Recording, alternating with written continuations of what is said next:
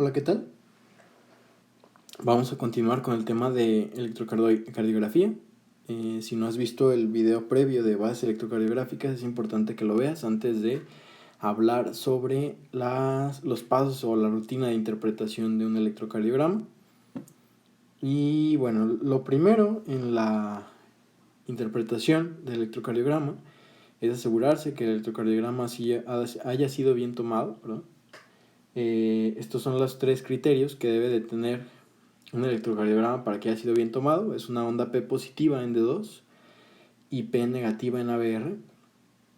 Que las ondas R tengan una derivación precordial y la ley de Beethoven. La ley de Beethoven dice que la suma de D1 más D3 siempre debe cumplir con D2. Sin embargo, esta suma se refiere a esto, o sea que si D1 es positiva en cuanto a su amplitud es positiva y D3 es negativo, por lo tanto más 5 menos 5 es igual a 0, o sea tendríamos el resultado de D2 una derivación isodifásica tan positiva como tan negativa. Y bueno, la ley de Beethoven se cumple debido a que la relación entre las derivaciones del plano frontal siempre es congruente, es decir, las derivaciones electrocardiográficas registran el mismo fenómeno eléctrico de espolarización o repolarización desde diferentes puntos de vista, como estamos hablando. Así, por ejemplo, si los dipolos se dirigen hacia ABL, en esta se va a registrar deflexión positiva y el mismo fenómeno registrado en ABR se verá a este dipolo alejarse. También lo que hablábamos del ejemplo de la cola del elefante y la trompa. Estos criterios de aceptabilidad, por así decirlo, del electrocardiograma, es importante que los conozcan. Sin embargo, lo más importante con estos es que sepan que pueden que no se cumplan sin que el electrocardiograma esté mal tomado. Puede haber ciertas arritmias, ciertas condiciones patológicas que lleven hacia una distorsión en alguno de estos parámetros y no necesariamente el electrocardiograma va a estar mal tomado. Por lo tanto, quiero que esto lo tengan en mente, porque muchas veces de manera académica se pregunta cuáles son los criterios para que un electrocardiograma esté bien tomado. Son estos tres. Sin embargo, siempre tengan en mente que estos criterios pueden no cumplirse en un escenario en el cual el electrocardiograma fue bien tomado. Esto por las alteraciones que pueden suceder, las diversas alteraciones electrocardiográficas, arritmias, ciertas otras patologías que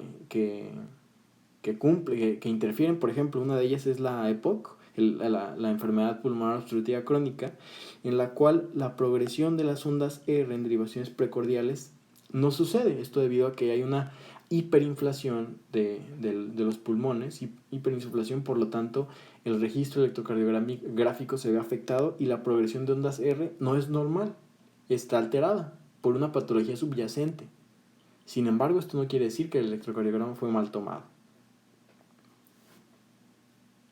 Y bueno, el primer paso del electrocardiograma es valorar la frecuencia cardíaca. El primer método es buscar una onda R que esté en el lugar de una línea de cuadro grande, o sea, entre cuadros grandes, el intervalo RR, y contar los cuadros grandes hasta que la siguiente R aparezca. Es de aquí donde surge la serie rápida. La serie rápida consiste en aprenderse los números de 300, 150, 100, 75, 60, 50, 43, 38, 33 y así podremos seguir. Por lo tanto, esta serie es la serie que normalmente es muy aconsejable que se memoricen, porque por ejemplo si hay una distancia entre un RR de un cuadrito de distancia, la frecuencia cardíaca es de 300 latidos por minuto. Si hay 2 es de 150, si hay 3 es de 100 y así sucesivamente. Y bueno, la serie rápida esta surge debido a que vamos a recordar cómo está el tiempo en cuestión del electrocardiograma. Cada cuadrito equivale a 0.04 segundos. Por lo tanto, un cuadrito completo es igual a 0.2 segundos. Por lo tanto, 5 cuadros de estos serían un segundo. 5 cuadros grandes serían un segundo. Nuestra frecuencia normalmente es por minuto. Y en un minuto existen 60 segundos. Por lo tanto, multiplicar 5 por 60 nos lleva hacia el 300. ¿Ok? Es por esto que surge la serie rápida. Este es el principio de la serie rápida. Y entonces les recomiendo que si se aprendan la serie rápida, 300, 150, 100, 75, 60.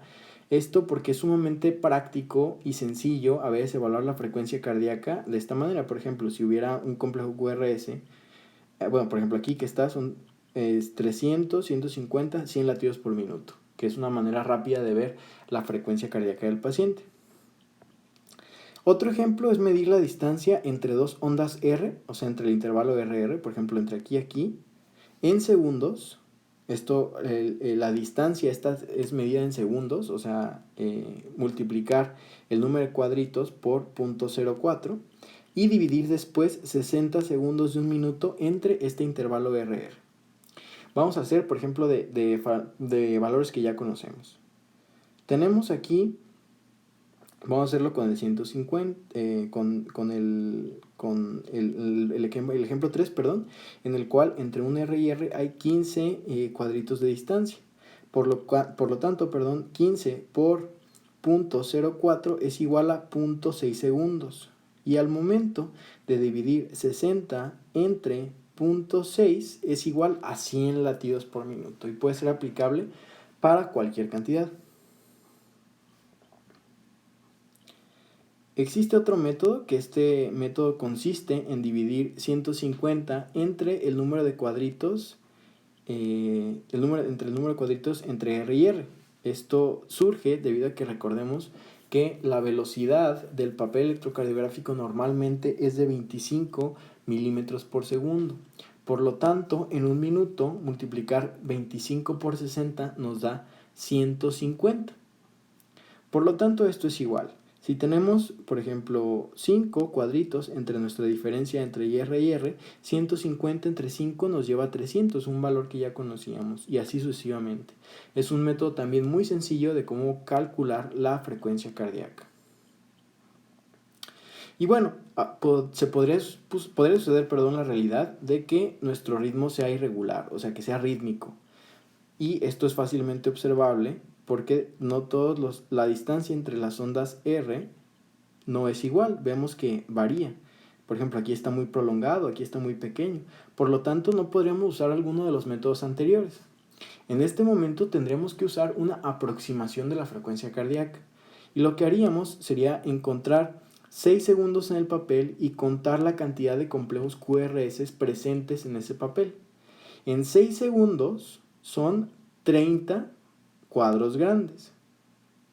Por lo tanto, lo que tendríamos que hacer sería contar 30 cuadros grandes y contar en ese periodo cuántos QRS hay. Después, multiplicarlo por 10. Y ese sería un número aproximado de frecuencia cardíaca, o sea, serían 60 latidos por minuto. Sería un número aproximado de la frecuencia cardíaca en una frecuencia irregular.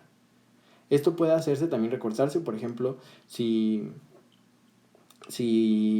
queremos medir únicamente 3 segundos, o sea 15 cuadritos, pues sería únicamente hacer las operaciones correspondientes, por menos o por más, o sea, o por 5 o por 20, si medimos o 10 o 20 6 o 12 segundos, lo recomendable son 6 segundos, que normalmente son accesibles. El otro paso es ver el ritmo. Normalmente, recordemos que el corazón, gracias a las células marcapasos, tiene cierta ritmicidad. Y hay varios métodos sumamente sencillos para medir el ritmo, que esto únicamente, por ejemplo, el método del papel es poner un papel a lo largo del electrocardiograma, marcar la posición de 3 ondas R sucesivas y desplazar el papel de un lado a otro para comprobar que todos los intervalos son iguales. Esto es fácilmente hacerlo y también puede hacerse con el intervalo PP, o sea, contra las distancias entre dos P sucesivas. También puede usarse un compás y en general cualquier objeto que pueda medir este intervalo que sea congruente, o sea que por ejemplo aquí cada 3 cuadritos existe una onda R, ¿vemos? Esto es a lo que se refiere que es una regularidad, este es un ritmo regular. y es sumamente evidenciado con un papel de esta forma o con un compás, que a veces tener un papel a la mano es más probable que tener un compás. Y de aquí también surgen ciertos ritmos. El ritmo normal, el ritmo fisiológico, es el ritmo sinusal, en el cual existen ondas P de morfología normal, estas que suelen ser positivas en 2, en 3 y ABF, y negativas en ABR. Aquí existe un error, es ABR, ¿ok? Y bueno, la frecuencia cardíaca es de 60 a 100 latidos por minuto con frecuencias auriculares y ventriculares regulares, lo que mencionamos hace un momento. O sea que la distancia entre cada onda R es igual y proporcional en todos los complejos QRS, igual en la frecuencia auricular, también tiende a ser regular. Y bueno, el ritmo sinusal es, como les dije hace un momento, es el normal, el fisiológico, es el que normalmente observamos en los pacientes.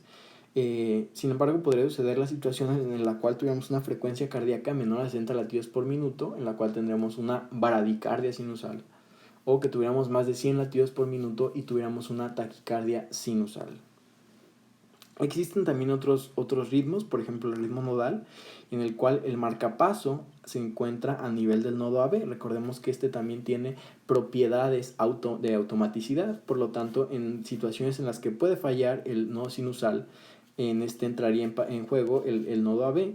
En este caso el ritmo cambiaría, sería un marcapaso a nivel del nodo AB, no existirían ondas P que preceden un complejo QRS. El QRS normalmente tiene que ser estrecho y la frecuencia cardíaca está entre 40 y 60 latidos por minuto, que tiende también a tener un RR regular. Vemos aquí hay ausencia de ondas P, no hay una onda P que preceda a un complejo QRS, por lo tanto es un ritmo nodal. Y por último tenemos un ritmo ideoventricular. Este es cualquier ritmo que esté en cualquier parte del músculo ventricular, puede ser en el sistema His-Purkinje. En este tampoco hay onda P antes del QRS, y alguna característica importante es que es un QRS completamente ancho y su frecuencia es menor a 40 latidos por minuto, que bueno, no caen exactamente aquí entre cuadro grande y cuadro grande, pero podríamos, gracias a la serie rápida, observar la frecuencia. Recordemos: 300, 150, 100, 75, 60, 50, 40, 33. Es muchísimo menor es menor a 40, por lo tanto es una frecuencia menor a eso. Y bueno, este es también repasando uno de los métodos para calcular la frecuencia cardíaca. El último paso es el cálculo del eje cardíaco, el vector QRS medio o eje eléctrico del corazón, o también eje QRS. En el plano frontal es la suma de todas las fuerzas ventriculares que se generan durante la exploración ventricular. Y este vector se puede calcular con las derivaciones de los miembros usando el sistema de referencia exaxial, el que valoramos en el video anterior. El eje normalmente se encuentra desde menos 30 grados hasta más 110 aproximadamente. Ese es el valor normalmente en un adulto. Por ejemplo, en los niños, en ciertos niños pequeños, el eje tiende a estar un tanto desviado hacia la derecha. Por lo tanto, el eje normal, siempre recuerden, desde menos 30 hasta más 110. Ese es el eje normal cardíaco. Todo lo que se sitúe más allá de los 110 se denomina desviación hacia la izquierda del eje. Todo lo que sea más negativo que menos 30 se le denomina desviación del eje hacia la izquierda. Y lo que se encuentre de más 180 a menos 90 se le denomina desviación extrema. Y bueno, el primer método para calcular el eje cardíaco se basa en la regla básica de que el eje es perpendicular a la derivación en la que el complejo QRS es isoeléctrico. Por lo tanto, lo que debemos hacer es buscar la derivación en la que el QRS es isoeléctrico. El eje será perpendicular a dicha derivación y el eje apuntará hacia la derivación en la que el complejo QRS sea positivo. Antes de avanzar en esto, es importante que dimensionemos cuáles derivaciones son perpendiculares entre sí. ABF es perpendicular con D1. ABL es perpendicular con D2. Y ABR es perpendicular con D3. Esto es básico para entender lo que sigue.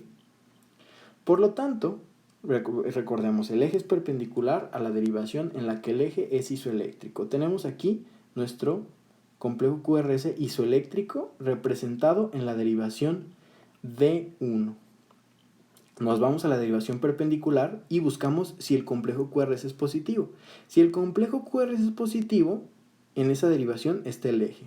Por lo tanto, el eje se encuentra a más 90 grados en este ejemplo. Veamos el ejemplo de la derecha. Igual tenemos nuestro complejo isoeléctrico en D1. Al momento de observar nuestra derivación perpendicular, que en este caso es ABF, observamos que ABF en este momento es negativa. Por lo tanto, el complejo QRS no es positivo aquí y será en la otra cara, por así decirlo, en la otra derivación de ABF. Por lo tanto, si es negativa, se va a encontrar en el otro polo, sería igual a menos 90.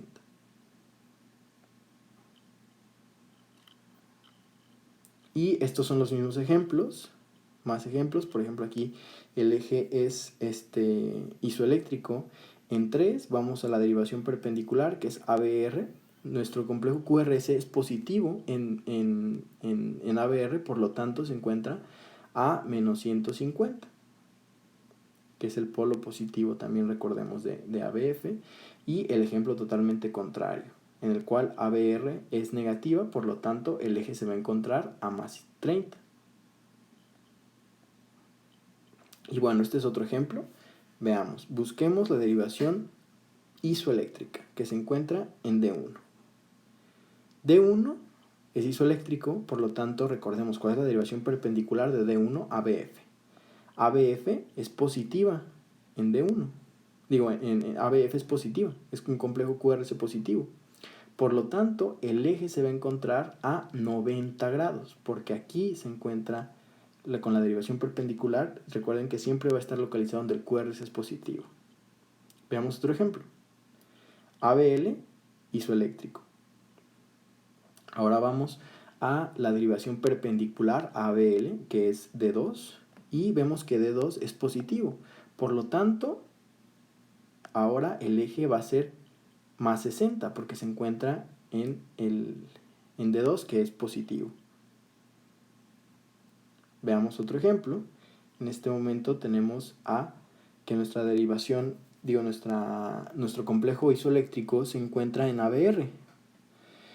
La derivación perpendicular a ABR es D3, y vemos que en D3 el complejo es negativo, aquí no es positivo, por lo tanto va a estar en el otro polo, que va a ser más 60, que es un eje desviado hacia la izquierda. También existe otro método que es sencillo. Este únicamente consiste en observar las derivaciones igual perpendiculares. Por ejemplo, si tenemos que D1 es positivo, la amplitud es positiva y en ABF también es positivo, el complejo va a estar normal. Si tuviéramos un QRS que es positivo en D1 pero negativo en ABF, tenemos una desviación hacia la izquierda. Y si tuviéramos que en D1 el QRS es negativo, pero en ABF es positivo, tendremos una desviación del eje hacia la derecha. Esto únicamente, este ejemplo va a ser un poco más claro viendo el método posterior. Y bueno, si ambos son negativos, si tanto D1 como ABF es negativo, esta sería una desviación extrema del eje. Y bueno, el tercer método es una forma sencilla. Esta consiste en utilizar dos derivaciones perpendiculares igual, en la cual vamos a calcular el voltaje del complejo QRS en cada derivación. Vamos a hacer la suma de las fuerzas del complejo QRS en la derivación ABF y después vamos a proyectar igualmente en D1. Por lo tanto, veamos D1. Tenemos a D1 que tiene una deflexión positiva de 3 cuadritos grandes y una deflexión negativa de 1. Por lo tanto, 3 menos 1, la amplitud es igual a más 2. Y también en ABF hacemos lo mismo, tenemos una deflexión positiva de más 2 y una negativa de menos 1. Por lo tanto, tenemos una amplitud de más 1. Y ahora vamos a representar como en un plano cartográfico, en la cual lo colocamos en D1 más 2 y más 1. Algo que podría suceder a confusión es que aquí Recordemos que el polo es positivo de acuerdo a las derivaciones, ¿ok? Podría ser confusión por los planos cartesianos que antes se realizaban en primaria o secundaria. Recordemos, D1 tiene su polo positivo acá y ABF acá. Por lo tanto, acá es positivo, acá es positivo, acá es negativo, acá es negativo. Por lo tanto, hacemos estos dos puntos y juntamos con la intersección con el punto medio. Y hacia acá se localizará nuestro eje medio. Por ejemplo, aquí está más 30, solo que un pequeño inconveniente de esto es que no siempre vas a cargar con un compás para ver la angulación. Sin embargo, pues te podría dar una idea. Si se encuentra pues en este, por más o menos por aquí, tendremos un eje normal. Y bueno, ahora vamos a ver lo del método que decíamos hace un momento. Por ejemplo, si tenemos D1 positivo y ABF positivo, pues el eje se va a encontrar aquí. Invariablemente tenemos un eje normal. Si tenemos D1 positivo y ABF negativo, pues el eje va a estar hacia acá. Por lo tanto, tendríamos una desviación hacia la izquierda. Si tuviéramos un ABF positivo, pero un D1 negativo, pues el eje se va a encontrar en este plano. Por lo tanto, sería una desviación a la derecha. Y si tuviéramos ambos negativos, o sea, D1 negativo, ABF negativo, pues el eje se va a encontrar acá. Por lo tanto, tenemos una desviación extrema del eje.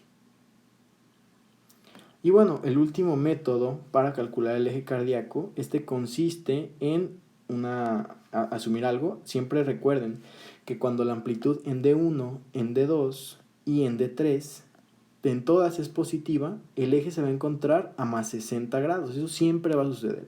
Si la amplitud en D1, en D2 y en D3 es positiva, siempre el eje se va a encontrar a más 60 grados. Y de aquí podemos partir de un principio para sacar los demás. Cualquier cambio que ocurra en este sentido, o sea, que en vez de D1 ser positivo, se convierta en isoeléctrico y en después negativo, va a aumentar 30 grados, ¿ok?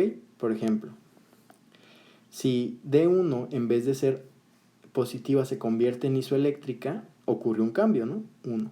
Por lo tanto, se suman 30 y sería igual a más 90. Veamos a la tabla de aquí abajo para que vean que no es mentira.